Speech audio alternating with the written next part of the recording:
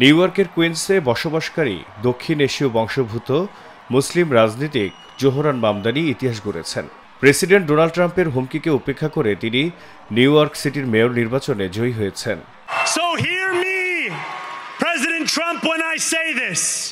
To get to any of us, you will have to get through all of us.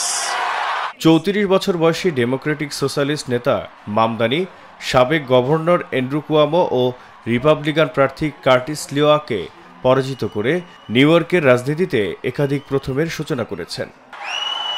I wish Andrew Cuomo only the best in private life.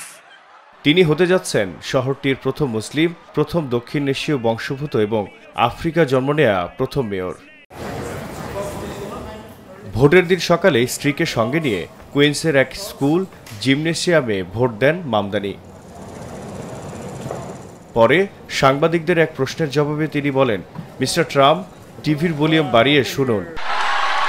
I have 4 words for you. Turn the volume up.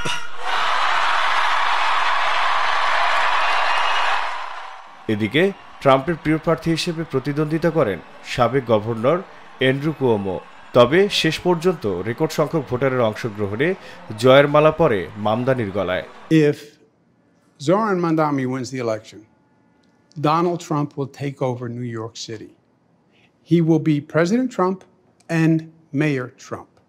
আগামী 1 জানুয়ারি দায়িত্ব গ্রহণের মধ্য দিয়ে 1 শতাব্দীরও বেশি সময় পর শহরটি পেতে যাচ্ছে সর্বকনিষ্ঠ mayor. On January 1st, I will be sworn in as the mayor of New York City. নির্বাচনের পর মামদানি বলেন, আমি নিউ ইয়র্কের মানুষের কথা ভাবি, যারা আমাকে ভোট দিয়েছেন আর যারা দেননি, সবার আস্থা অর্জনই আমার লক্ষ্য। New York, tonight you have delivered a mandate for change.